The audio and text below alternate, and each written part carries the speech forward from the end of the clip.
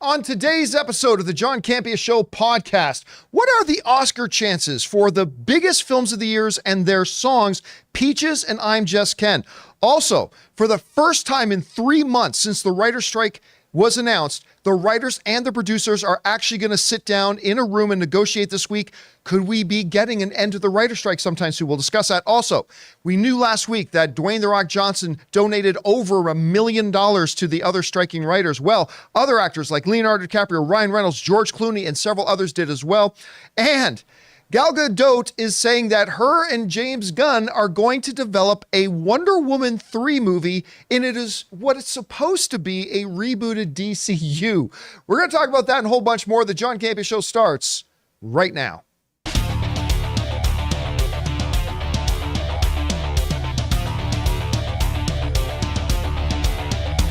Well, greetings and salutations, everybody. Welcome to the best damn movie-related show on the planet Earth, the John Campea Show podcast, coming from right here in our quaint little studio, brought to you in part by our friends at Mint Mobile. I'm, of course, your host, John Campea, and it is an awesome honor and privilege, as it is every day, to have you, our international friends, gather around as we talk about our favorite things in the world. Movies, movie news, TV, streaming, all sorts of good stuff, giving you not just our opinions, but also information and context so you guys can form your own well-informed opinions, whether they're the same or completely different from ours.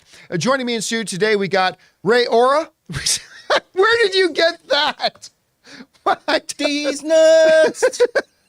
Beside Ray, we got Jonathan Voico. Hey, how are you guys?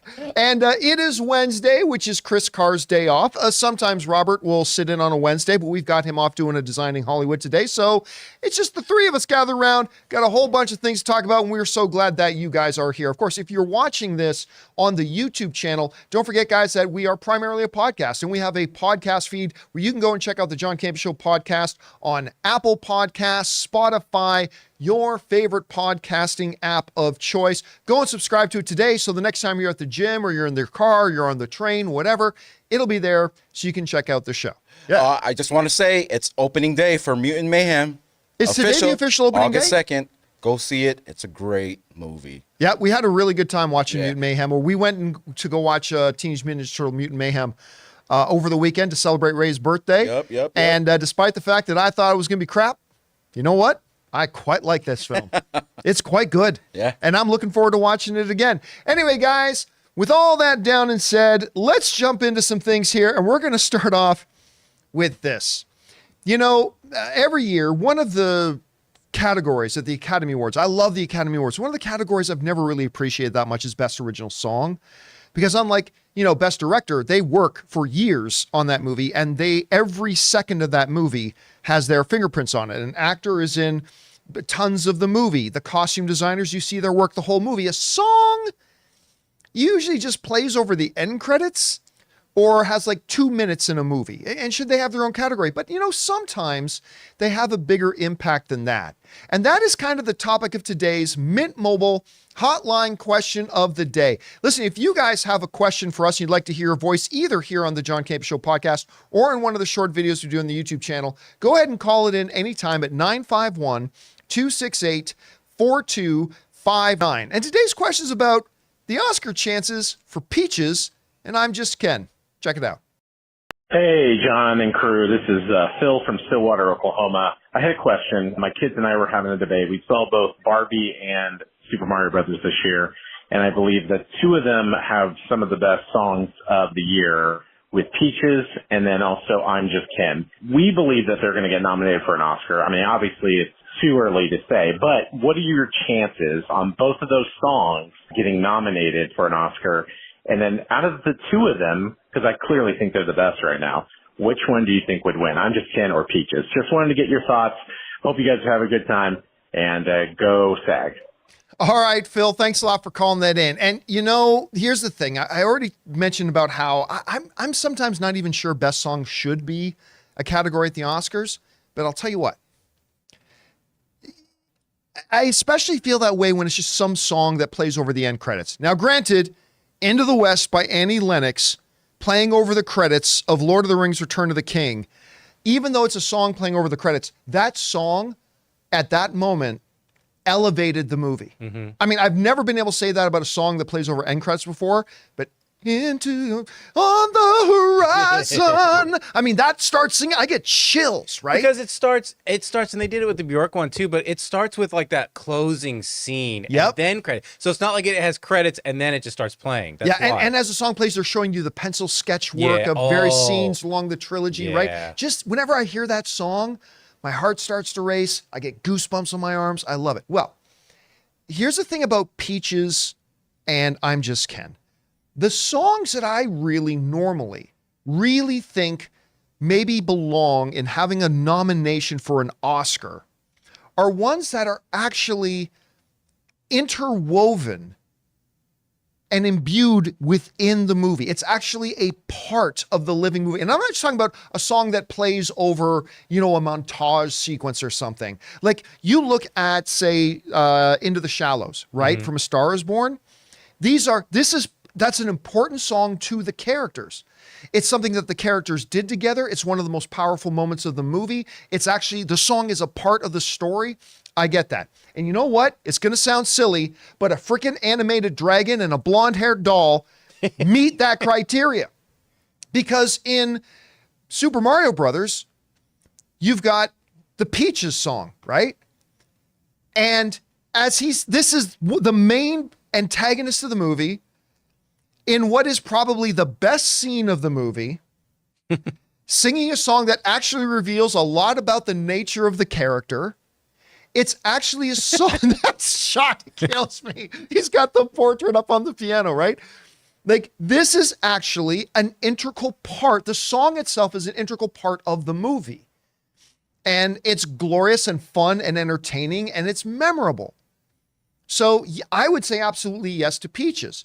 Well, I'm Just Ken meets that same criteria. It's not just a song that plays over a montage. That shot kills me. It's not just a shot that plays over a montage. It's actually one of the main characters in the film singing, revealing his heart, and one of the best lines in a song in a movie ever. I'm just Ken and I'm enough and I'm great at doing stuff. I mean, come on.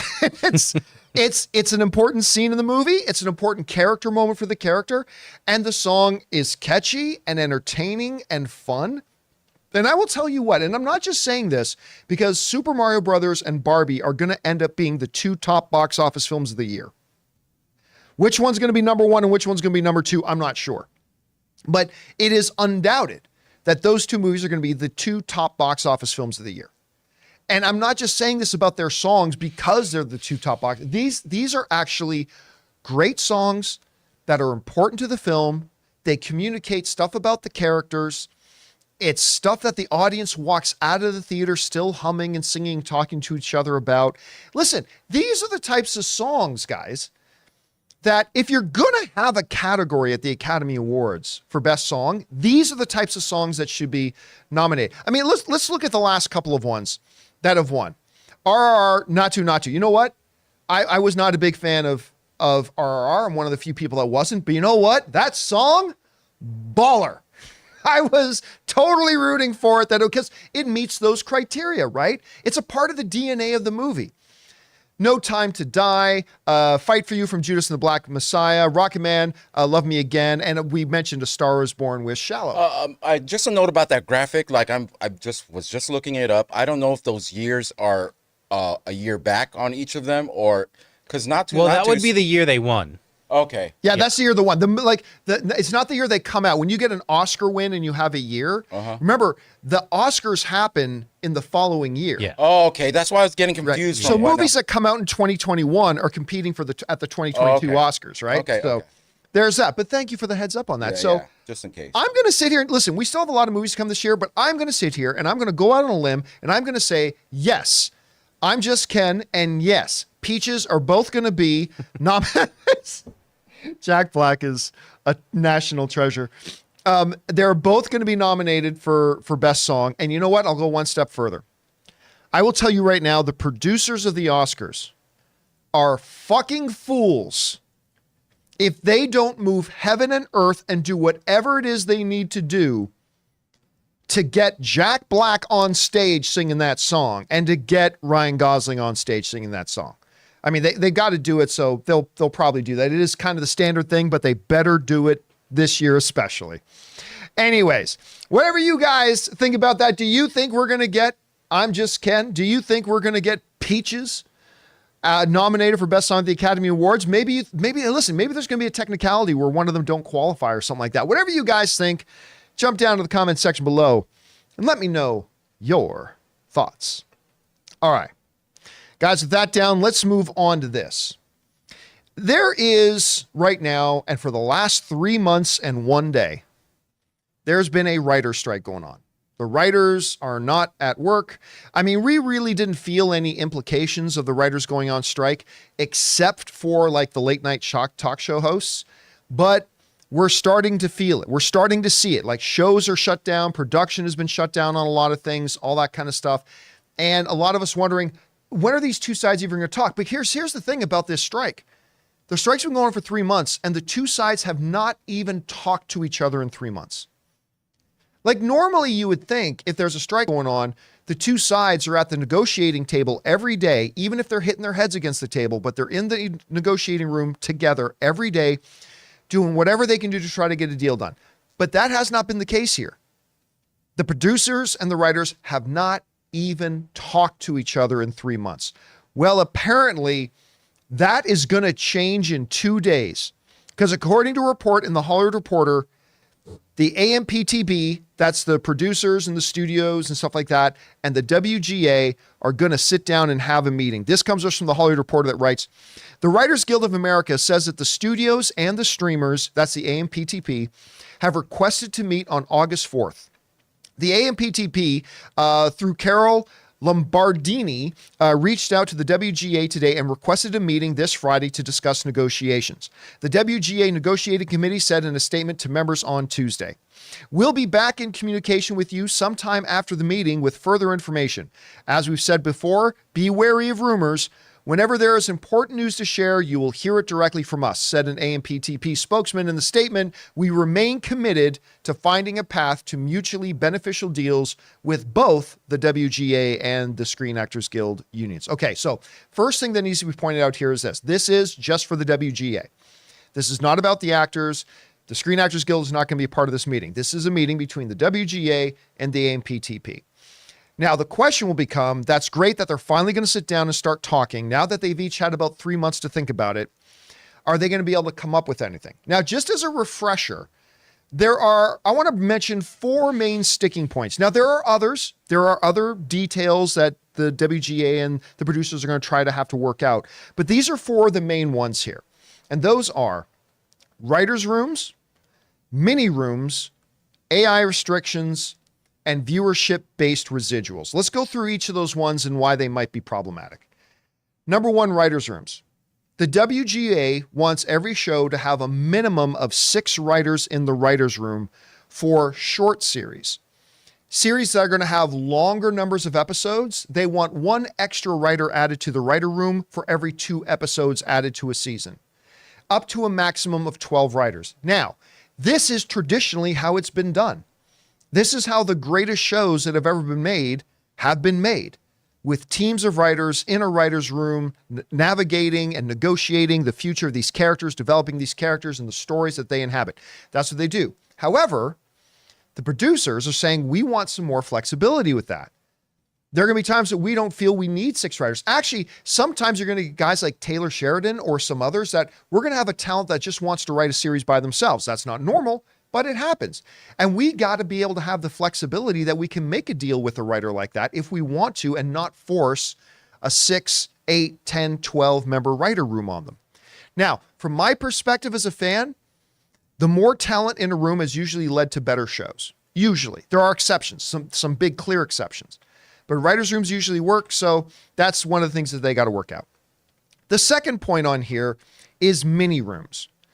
Now, the way things traditionally have been done is that a show creator comes up with a concept and writes a pilot, presents it to a studio, and the network says, yeah, and they greenlight producing a pilot. And then if they make that pilot and they like the pilot, then the network says, green light, we're going to order this to series. And then they give that show creator a budget to go out and hire a writer's room with some super experienced, really good writers, some mid-level writers, and 1 or 2 entry-level writers, so that there's always an opportunity for new writers to come into the system and get some experience and build. And they get paid their salaries, they get paid their money. Now, the way streamers have been approaching this has been kind of bucking that tradition. What they want is a show creator comes up with an idea, pitches it to the streamer network, and if the streamer network likes it, instead of greenlighting anything, they say, okay, here's a little bit of money, like a little bit of money, pull together a small mini writer's room, like 2 or 3 or 4 writers, right? And script out like 4 or 5 episodes. And then we'll decide if we want to make a series out of this. Well, part of the problem is now that showrunner is just going to go out and get the best writers available. There's going to be no opportunities for new, fresh writers. But also, these writers who are writing this series in these mini rooms, they're writing them for a lot less money than they would in the regular writer's room. They're doing the same work, but they're getting paid a lot less to do it. And there's no guarantee that the show gets picked up to series, right? So this is something that the writers would like to see done away with. And obviously the studios don't want to do away with it. The third thing is AI restrictions. Basically speaking, the writers want assurances that AI is not going to be used to, create or alter original work and stuff like that. Basically, that the human stories being told need to be told by humans. That's what they're looking for. One of the biggest bones of contention is, of course, the issue of residuals. Now, the writers want viewership-based residuals, and that's problematic for the studios. Now, I've said before, for those of you who may not have seen me say this before, I'll say it again.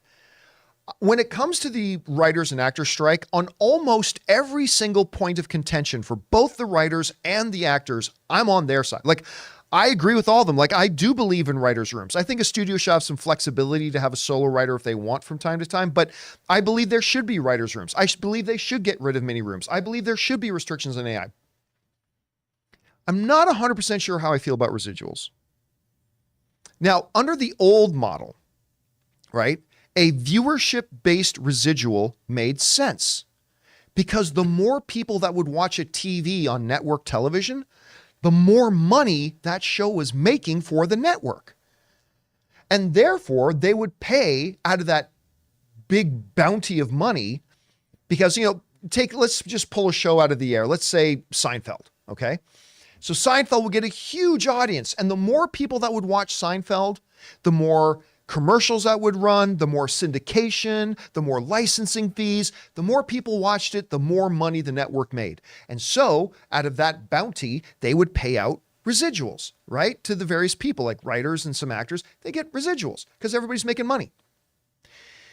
The streaming model presents a major disruption to the way that works.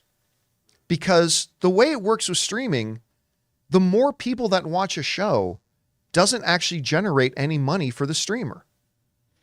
Like let's just take Netflix as an example, right? I'm a subscriber to Netflix. I pay my $17 a month, right? So they make $17 a month from me if I watch 1 episode of Suits or if I watch 9 episodes of Stranger Things. It doesn't matter. They're just making that $17 off me. It actually makes Netflix more money if I don't watch more shows than that. Isn't that weird? Like, that's a totally opposite thing of the way it used to work under network television. So to the studios, it's like, well, wait a minute. If we're paying out residuals based on viewership numbers, in the old model, that was fine because the more people that watched something, the more money we were making. Under our current model, that doesn't work for us. A viewership-based residual that will cost us money. It's going to motivate us to not have popular old shows on there because we'll save money by not having them there.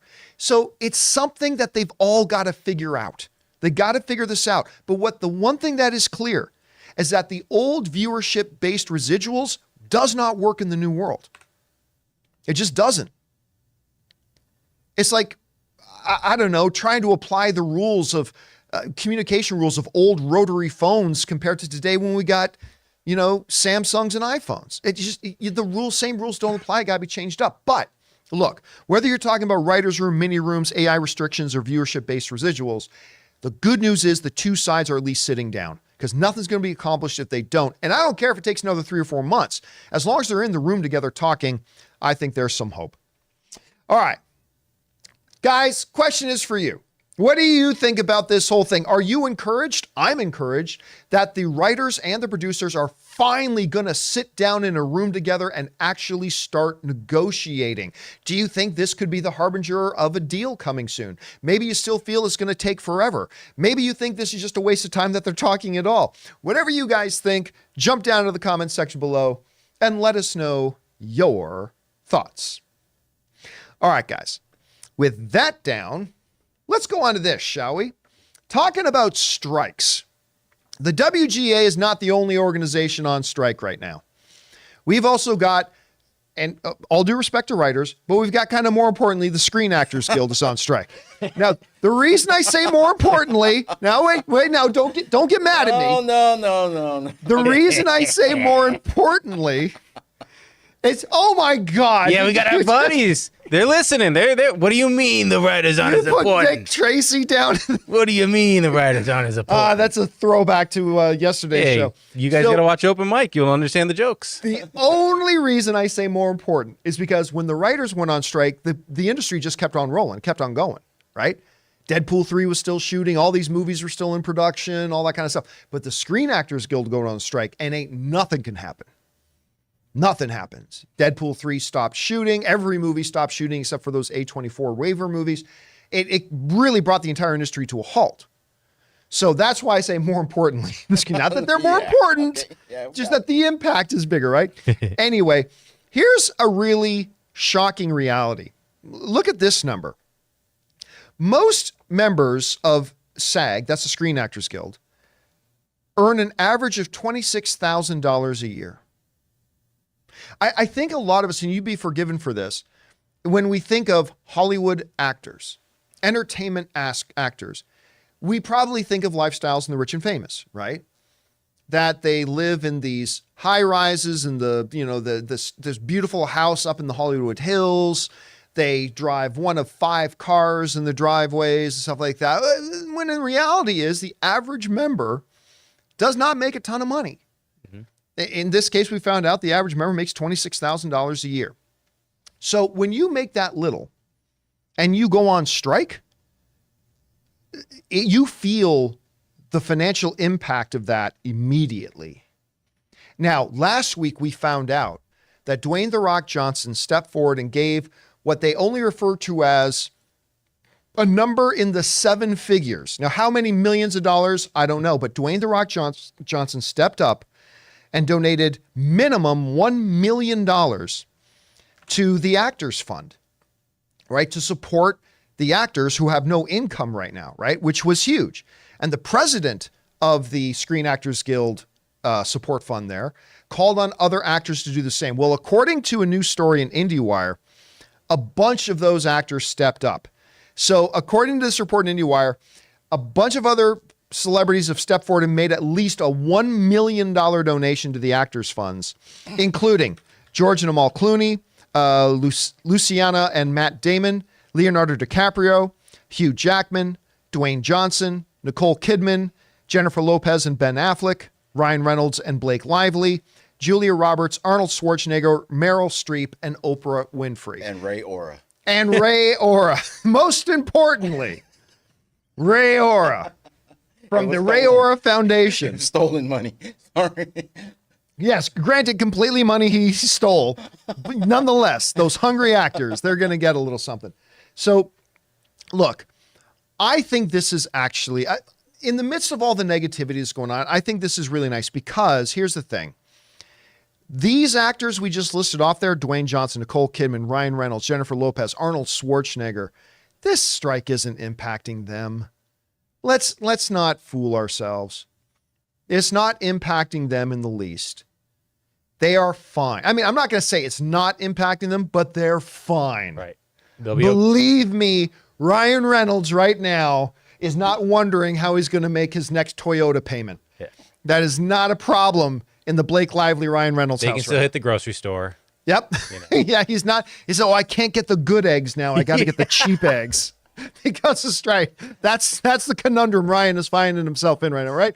These people are fine, but they know, because they used to be in their shoes, that those other members of SAG, those actors who make like $26,000 a year or less, or just a little bit more, that suddenly having any income stopped is going to be really damaging. And so to have like these individuals who have made it big, who have been able to, you know, sit on the shoulders of those who came before them and step up and say, I'm cutting a check for $1 million. You know, between these people, that's $15 million that just got sent in. And dividing that up amongst some, like even a big amount of people, like the sheer numbers that belong to SAG, that makes a difference and it helps. And I think the important thing here too is that these are big notable names, right? Meryl Streep, Oprah Winfrey, Arnold Schwarzenegger, Julia Roberts, Nicole Kidman. Even if she's in that fucking AMC ad. She's using that AMC money, Oh, baby. that AMC money, baby. It's all that AMC money. So the fact that these people, high profile people, will do that, I think will encourage others to also step forward and do that. And you know what? Good for them. It's not often that we get to see something like that. And I think it's really good that they did that. They don't stand to benefit from this all that much. And I think it's really cool that they understand that they get to sit on the shoulders of those who came before them, and they have a responsibility to those who will come after them. And I think that's a pretty cool story. And it's just every once in a while, it's nice to have a cool story and not just have to talk about something that pisses us off like the next story. But we'll get to that in a minute. Before we get to that next story, we're going to take just a quick second here, guys, and thank the sponsor of today's episode of the John Campea Show podcast. Speaking of Ryan Reynolds, and he did not send me $1 million, our friends at Mint Mobile. Guys, we want to take a second to thank a sponsor of today's video, Mint Mobile. Signing your life away to a big wireless provider is kind of like being trapped on a roller coaster from hell. Sure, it looks like fun at first. They probably even threw in a free phone, but now you can't get off. Month after month of insane bills and unexpected thrills, like overages and surprise fees. If that sounds like your current big wireless plan, it's time to get off the ride with Mint Mobile. For a limited time, wireless plans from Mint Mobile are just $15 a month. That's unlimited talk, text, and data for just $15 a month. You guys know before I came to Mint Mobile, I was paying triple what I am paying now on the standard big wireless plan, and I will never go back. All plans come with unlimited talk, text, and high-speed data delivered on the nation's largest 5G network. Use your own phone with any Mint Mobile plan and bring your phone number along with all your existing contacts. To get your new unlimited wireless plan for just $15 a month and get the plan shipped right to your door for free, go to mintmobile.com/Campea. That's mintmobile.com/Campea. Cut your wireless bill to just $15 a month at mintmobile.com/Campea. And thank you to our friends at Mint Mobile for sponsoring this episode of the John Campea Show podcast. All right, guys, with that down, let's get into this, shall we? In what can only be described as long overdue, James Gunn and Peter Safran are finally rebooting the DC universe. We've talked about it many times, but it's been over 5 years since a movie in the DCEU has even managed to crack $400 million at the box office. Think about that. And there have been 6. And none of them have managed to make over $400 million at the box office. Even one, with the biggest movie star in the world, donating $1 million to his fellow actors. My second favorite movie star in the world, Dwayne "The Rock" Johnson, in Black Adam. Should have donated to the Black Adam box office fund. Yeah, the Black Adam fund. The $1 billion Black Adam. No. Couldn't even make $400 million. I mean, that's just the state of the DCU. And then they even put out like a great movie, Flash. That thing couldn't even, I don't know if that movie can cross the $300 million mark, to be honest with you. And I'm not trying to bash Flash. I really love the film. Like Flash. I had a great time with it. I did. But woo, a little slow out of the starting gate there, Ezra. So with all that, it is a long overdue. They needed to reboot this thing. And honestly, they needed to reboot a long time ago. So we got Superman Legacy coming in 2025. By the way, I don't expect Blue Beetle's going to do great. I'm looking forward to it, but it's not going to do well. And then we got, who knows when Aquaman's going to come out. But 2025, Superman Legacy. We got our new Superman. We've got our new Lois Lane. We've even got freaking our Green Lantern Guy Gardner. Yeah. Is in there. Nathan Fillion. All coming together. Going to be in there, right? So it's all coming together. Great. Now, what became apparent pretty quickly was that this was really going to be more of a hard reboot. And that's why I, probably the world's biggest Henry Cavill as Superman fan, I was like, you know what? I accept this because you got to reboot it. So even though Henry Cavill is my favorite Superman ever, I'm okay with the fact that he has to go because you got to restart, man. Clean the slate, baby. Clean the slate. Clean. Get all them leftovers off that plate. Clean it off. Make room for new, because you got to start over. Yeah, you want some new food. So I'm not happy about it, but I accept it, right? And then when they did announce that, and then the question was, well, is this going to be like a really hard reboot? Is it going to be something of a softer reboot? Well, when they announced that Nathan Fillion is going to be Green Lantern Guy Gardner, well, he was already in the DCU as the TDK, as the detachable kid. So, I mean, this has got, that image still kills me every time. So, obviously, this is more of a hard reboot. Yeah. Right? Yeah, you're still going to have Peacemaker and stuff like that, but you really don't have to do, you have to do like a very micro dose of retconning to make Peacemaker fit into the new DCU, right? So it's fine. More of a hard reboot. You don't have to have Henry. I'm okay. I'll live. I get it. So what the fuck are you doing still having Gal Gadot as Wonder Woman? John, who says they're going to still have Gal Gadot as Wonder Woman? Gal Gadot does. Gal Gadot. That's what I think you're trying to say. That's what I think you're trying to say. Just say it, John. You better Gal Gadot or something like that. Come on. According to Gal Gadot, she is claiming that she is developing a Wonder Woman 3 with James Gunn. I mean, didn't say it's a lock guarantee, but this comes to us from CBR, who write the following. Speaking to comicbook.com to promote her new Netflix movie, Heart of Stone, Gadot mentioned how DC bosses James Gunn and Peter Safran have reportedly told her that Wonder Woman 3 hasn't been scrapped yet. I mean, that's not exactly guarantee language, right? Hasn't been scrapped yet. Then Gal goes on to say, I love portraying Wonder Woman, Gadot said. It's so close and dear to my heart. From what I heard from James and from Peter is that we're going to develop a Wonder Woman 3 together. All right. Maybe they were just like, yeah, we're going to do a Wonder Woman 3. Yeah, oh, Gal, it's going to be fun. We'll call you, but yeah, it's going to be great. And they close the door.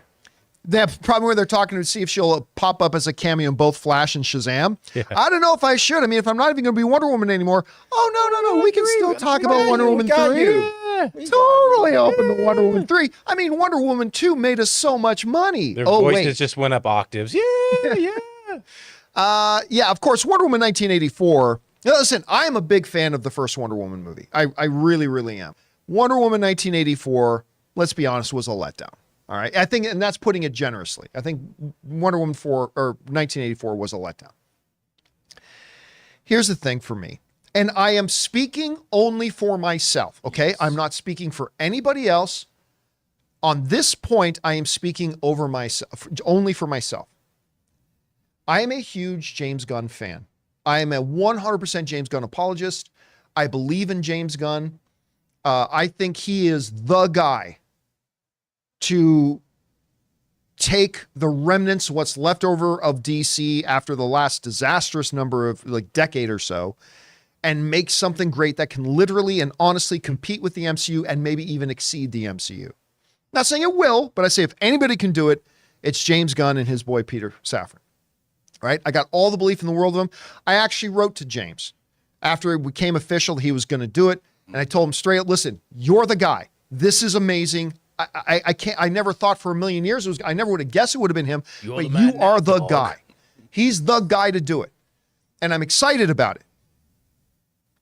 And I only speak for myself when I say, no, not for anybody else. Nobody else may be asking this or be saying this. But look at me. Look at me. Yeah, Okay? look at him. Look at me. This is to if you. Gal Gadot ends up still being Wonder Woman, you better fucking have a really good explanation as to why Henry Cavill isn't Superman anymore. Because I'm willing to swallow that fucking pill. I'm willing to swallow it for the sake of a clean reboot. I get it. It has to be done, so I'm okay with it. If you still have Gal Gadot and you're going to do Wonder Woman 3, you really are going to have to explain, as a fan, you're going to have to explain to me how the hell Henry Cavill, the greatest Superman of all time, is not our Superman anymore. And listen, everybody knows I'm not the world's biggest fan of Gal Gadot. I mean, I'm not trying to hide. I don't want to be facetious about it. I will say she is hard not to love, though. And I'm not just talking about the fact that male or female, she is one of the most beautiful mammals to walk the face of the earth. I'm talking about her personality is infectious. She's got Dwayne "The Rock" Johnson level charm coming out of her ears. She's incredibly likable. And actually, we'll talk about this in a second, but she's not a strong actress. And I think the fact that in the 10 plus years this has been going on, she hasn't really landed many roles. And the one she hasn't exactly been impressive. As a matter of fact, if you want to look at the last 3 live action movies she's actually got where she's not playing Wonder Woman, you got Keeping Up with the Joneses in 2016. By the way, she's got a 19% critic rating. I don't care. I like that movie. And you know what? I love Gal Gadot in that. There just seems to be this thing with actors who just have natural Zeus-like level of charm and personality. And Gal has, if you've ever watched interviews with her, she will charm you off your feet. I find that performers like that, like a John Cena, they have this natural way about them in comedy. And I thought she was really funny in Keeping Up with the Joneses. She was in that playing off of Zach Galifianakis, John Hamm, Isla Fisher. She was great in that. You know, when they announced her as Wonder Woman, even back then, I've always disagreed with you on this. Like I knew you were like, what?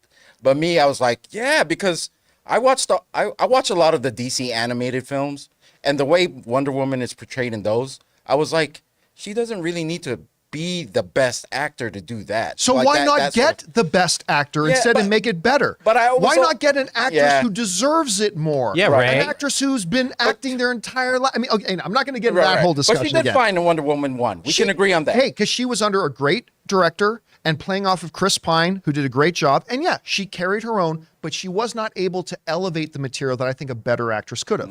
Now, but again, I actually thought, even though the movie's got a 19% critic rating, I actually thought comedy is her thing because I thought she was wonderful in Keeping Up with the Joneses. Still, that movie only made under $30 million, 19% critic rating. Red Notice, hey, Dwayne "The Rock" Johnson and Ryan Reynolds are my 2 favorite movie stars in the world. That movie's crap. Red Notice she was in, it was a straight to Netflix thing, 37%. And then she did Death on the Nile, and I'm sorry, but she was not great. She wasn't terrible, but she was not great in Death on the Nile. That movie got a 62%, which I think is generous, and only managed to make $137 million. And that's all the way back to 2016. All the way back to 2006, 7 years. Those are the only 3 roles, live action roles, that she's been able to get.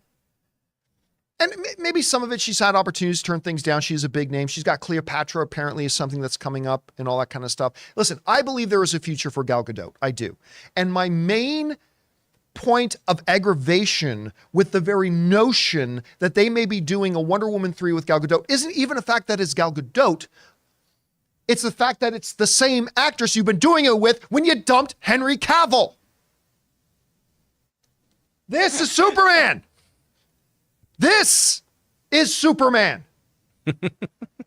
And you got the only way I do not accept that this is and this is these nuts. The only way I will accept that this is not Superman is you're telling me we can't because it's a clean reboot. Yeah. Okay, I'll get that.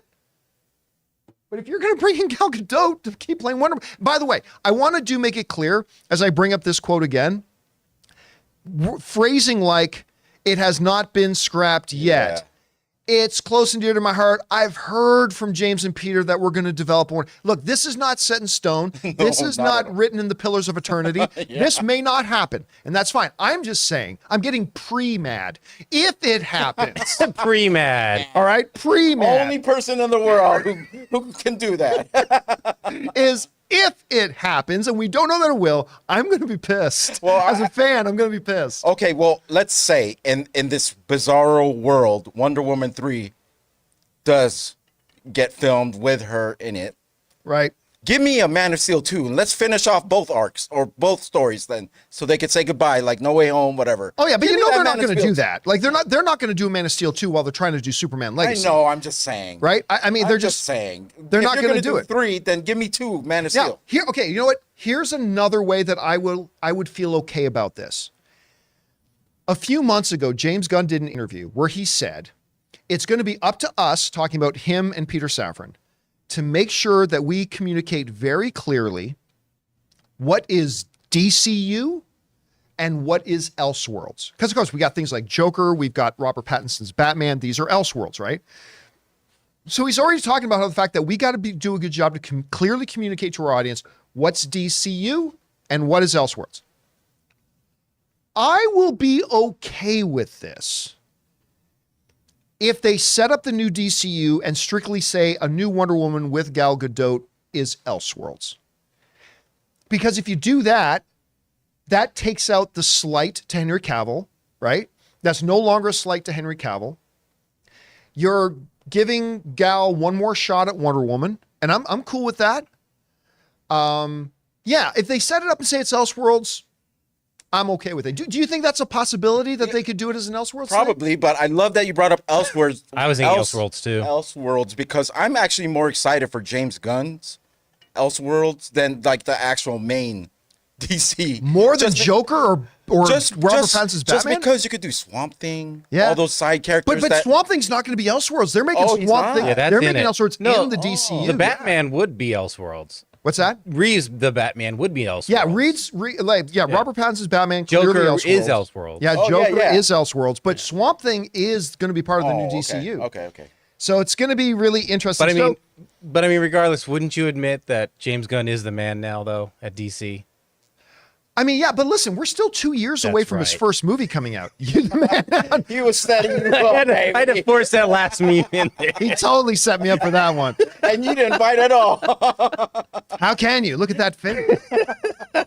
But to sum up here, Right. we don't know that this is actually going to happen, but she says yeah. that she's implying that it will. If it will, and it's going to be in the DCU, I'm going to be pissed because then why the hell did you fire Henry Cavill? But I will accept it and think, okay, we can give this a shot if it's considered Elseworlds. Other than that, I don't know. We'll have to see. And again, let me reemphasize my love of James Gunn here. But even though I love James Gunn, if I was sitting down in a Starbucks with him, I'd say, you got to explain yourself to me, son. What the hell are you doing? Where's Henry? Where's Henry? But He'd be like, "Oh, he's in D's nuts." he said, all right, guys, question is for you. What do you think about that? Whatever your thoughts are, jump down to the comments below and leave your thoughts there. All right, listen. What we're going to do now is we have, for those of you watching the YouTube channel, we have a beloved group of supporters known as our YouTube channel members. By the way, why don't you become a YouTube channel member? You get certain benefits like participating in the town hall meetings that we do once in a while. We actually, for our director and producer level channel members, we put up an ad-free version of the John Campea Show every single day, only for our director and producer level members. But also one of the things we do for our channel members every day is we take their topics and questions at the end of every show. So a little bit earlier, Jonathan asked our channel members if they had any topics or questions for us to discuss. So Jonathan, what do we got? Okay, first up, we have Dildar, who writes, nice to see the show being live today. After a long time, is it special occasion or just testing the waters? See how it goes. I don't think it's a bad idea to go live every once in a while. It was just a whim. It's a Wednesday. Yeah. And and Chris wasn't here. And I actually thought with the writer's strike stuff, I actually thought this morning I could use a little bit of extra time just to do some prep for it. And so I came into the studio this morning and I just said to the guys, hey, instead of shooting a couple segments first, why don't we just put our time into prepping for the show and get all of our ducks in a row. and we'll do it that way today. Now, I'm not saying this is going to become the new regular thing, but we just thought we would fool around with it today and see how it goes. Just for fun. Surprise, surprise. Surprise, surprise. D's nuts. Right. What's next? Michael Preston writes, I recently watched Clerks 3. I still haven't seen it. To my surprise, it was a decent story, and parts of it were heart-wrenching. Thanks, guys, for the content. And TMNT Ray was right. It did not replace Clerks 2 as my favorite Clerks movie. Did you finally see it? I did finally see it. I thought it was really good. It's really good. Yeah. It's really good. Kevin Smith is such an interesting guy. I mean, first of all, he's one of my favorite personalities in Hollywood. But he'll make movies like Cop Out, and I wasn't a big, what was it called? The Walrus? Oh, yeah. I've only stuck with Clerks and with Justin Long. What's that? With Justin Long. Yeah, with Justin Long. By the way, I love Justin Long. So he'll make these movies every once in a while that I really don't think are any good, but then he makes these brilliant movies. And yeah, Clerks 3, because a number of the Jay and Silent Bob movies in recent years have not been any good. And so I'll be honest with you, I was worried about Clerks 3 because I love Clerks 2. And Clerks 3 lived up to not quite as good as Clerks 2 for me, but it was really, really good. All right, what's next? All right. The Neo Mall writes, sorry, the movie is called Tusk. That's what it was called. It's called Tusk. Walrus. Yeah.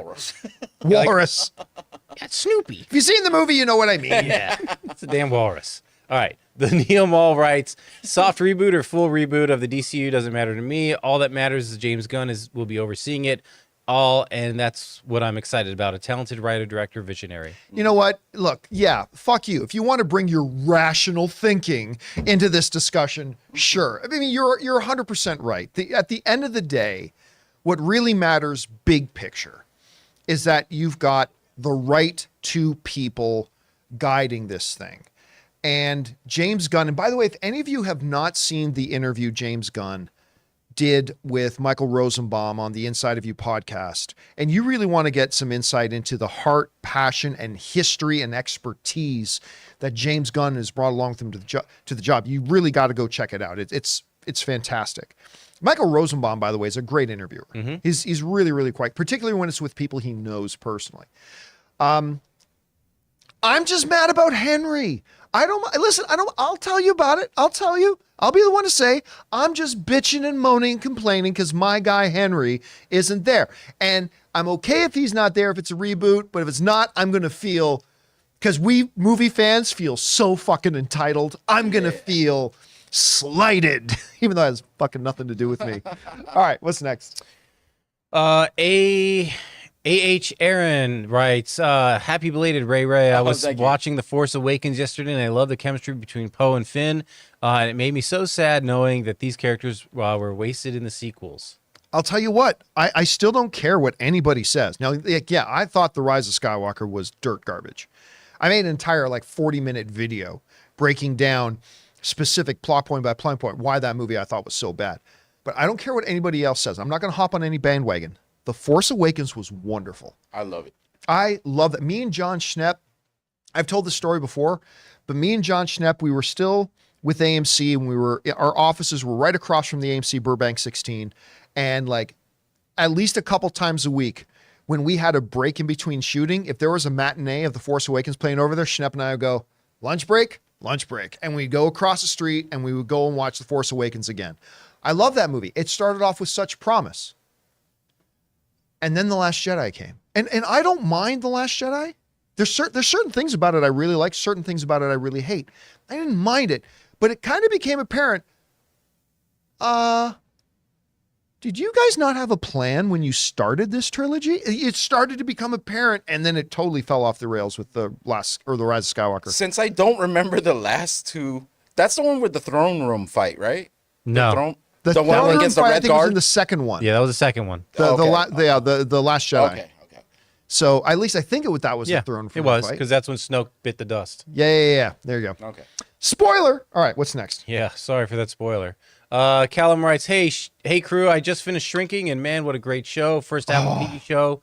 Anyway, you're first of many, I hope, because they put out great stuff. Yeah. Anyway, my question is, there are any news on the season 2? Thanks, bring out the filthy. I haven't heard any news. I mean, they're doing a season 2. I haven't heard any news about it. Guys, seriously, Shrinking, best show on Apple TV. And I say that with all due respect to Ted Lasso, with all due respect to Severance, with all due respect to The Morning Show, with all due respect to all the amazing stuff Apple TV Plus has been playing. By the way, I still haven't checked out Hijack, but everybody's telling me that Hijack, Getting to watch that with Idris Elba, I guess the finale is coming out this week. Okay, well, Everybody says that's really good.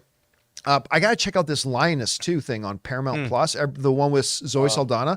Everybody's freaking losing their minds about it. They're all raving about it. Anyway, Shrinking, I think, is the best thing on TV Plus, on Apple TV Plus. Jason Segel has never been better. Harrison Ford is the best he's been in years. You know what? I'll go further. Decades. It's the best he's been in decades. He's amazing in it. How he does not have an Emmy nomination for this show, I'm not sure. Guys, if you get a chance to see Shrinking, you're going to fall in love with it. It's absolutely awesome. Check it out. All right, what's next? Kayak writes, howdy, John, thanks for your recommendation. I recently watched 1883, 1923 in Yellowstone. I had a great time. Yellowstone reminds me of Succession in many ways. Do you think it might have a similar ending? It's a very good question. You know, I just read an interview with the lead actress of Yellowstone saying it's got a powerful emotional ending, but I'm not sure I'd call it a happy ending, which is exactly what you would say about Succession. That sounds like Game of Thrones. That's literally what That's J.R. also Martin Game said. of Thrones, right? So, Yeah, he's like, there's going to be an ending. It's not going to be a happy ending. So they're in their final season of Yellowstone Yes. right now, currently, or is it has No. it aired So yet? they are. Okay. Here's the thing about Yellowstone. It is in its final season, but the first half of its final season came out last year. Oh, okay. And now we're just waiting for the second half of the final season to play. Okay. And then it will end because Kevin Costner, well, we won't go into the whole Kevin Costner thing again. Yellowstone has for years, a couple of years now, been my favorite show on television. It got replaced by Last of Us as my favorite show on TV. But for like three plus years, Yellowstone's been my favorite show on TV. I love that show. The prequels have been great. 1883, 1923. Speaking of Harrison Ford, who's also really good in 1923 for the little he's actually in the show. It's great. Listen, I'll tell you what. Now with this Lioness show and Star Trek Strange New Worlds being one of the best things Star Trek has put out in ages, Paramount Plus is becoming a fairly respectable streaming service that I'm enjoying.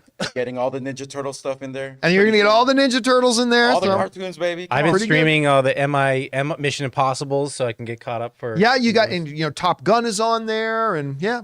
You know, All right. this is a side. I just want to take over for a second. Have any of you guys watched The Righteous Gemstones on Max? I've had so many people tell me it's great, I love the cast. and I love everybody that's in it, and I've never seen a single episode. I just saw that pop up yesterday, and I'm like, what the hell is this? That's not about the people who sell the jewelry. no, on no, the no. TV. They're a televangelist Televangelist. family. Oh, okay. Yeah, and it's the guy from Eastbound and Down and Pineapple Express. Okay. And the guy from Office Workers, was that the name of it? No. What- I know what- you're talking about. What is the name of that show? You're talking about this guy right here. Yeah, Devine? Yeah. Yeah. Workaholics. Workaholics. Thank you. Not Office Workers. yeah. Workaholics. Sorry, I So- took that over, but that just popped in my head, and I'm like, does anyone know? Okay.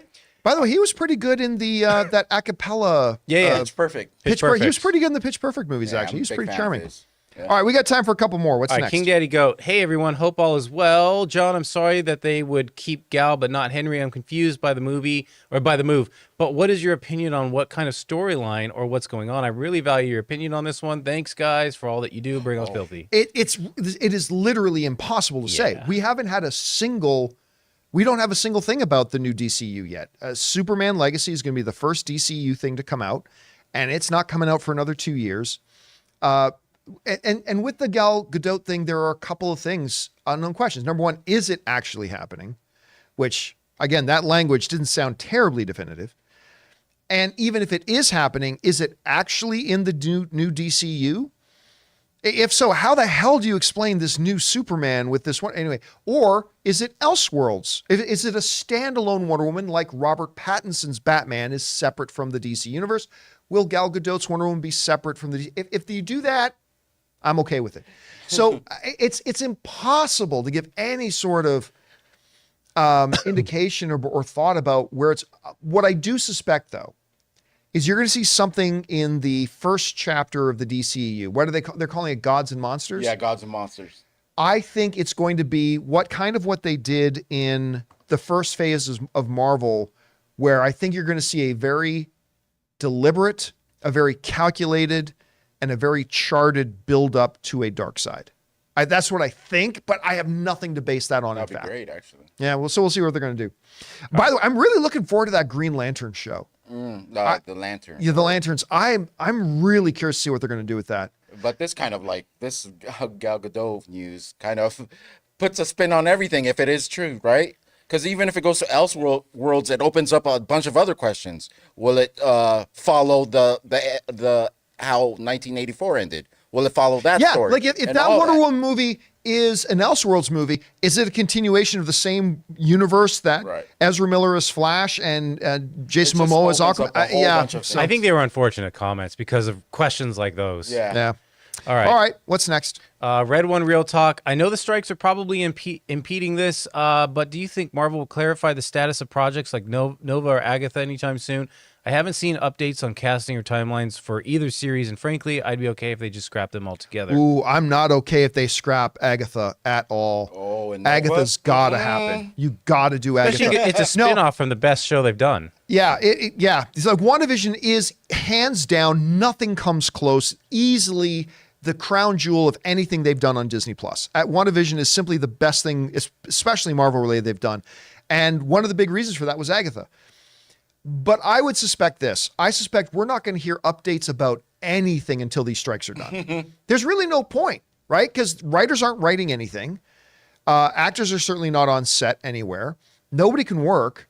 So until the strike is done, I suspect, I don't know for fact, I suspect we're not going to hear any updates about these things. But once the strike is finished, I think we're going to get a glut of news that comes out, like a whole bunch of stuff. Like somehow, some way, the Hollywood Reporter found out that months ago, Donald Glover signed up to write the new Lando series, right?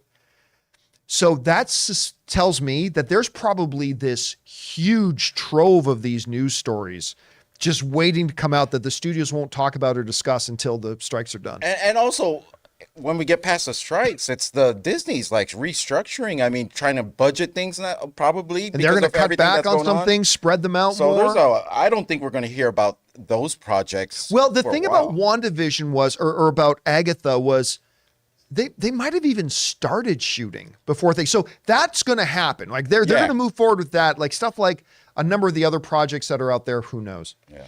All right, we got time for one more. What's our last one? Better be good. Yeah. Okay. Hey, crew. What character? Who is it? Oh, sorry, Dork of the Ninjas. Hey, crew. What character that has yet been adapted from DC or Marvel to screen do you guys want to see most? I know it's Sentry, probably for Ray. Yeah, I could say that. Yeah, for Ray, it is clearly this guy. 100% this guy. The only guy really who can stand and fight with Hulk. Yeah. I want to see all those characters get a movie. Anyone who could beat up Hulk. Well, you got a real short list. Yeah. But I mean, for me, even though I've said this, we get asked this question all the time and I always give the same answer. Even though they've done little appearances of this character here and there, for me, and I don't know why he's not my favorite comic book character of all time, but I am dying to see a really good iteration of Bishop, of X-Men's Bishop. I remember at the AMC 100 million views party, our live stream we did, I was asked the same question. What's the character you want to see? And I said back then, Bishop.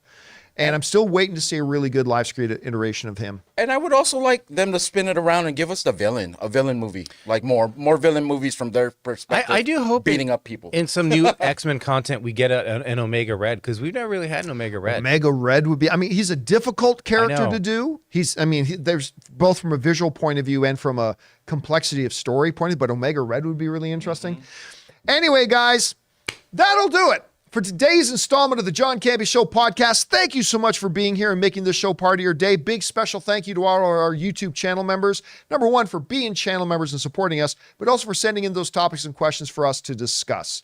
Don't forget, again, guys, if you are checking this out on our podcast feed, we do have a YouTube channel where we put up videos every day. Go and check it out. And if you are checking this out on our YouTube feed, make sure you go and subscribe to our podcast. I want to thank the people in the room with me. Over here, we got D's Nuts, Ray Ora. Represent Happy Blade. What the hell are you doing? Beside him is Jonathan Voico. Hello. My name's John Campea, and until next time, my friends, Bye-bye.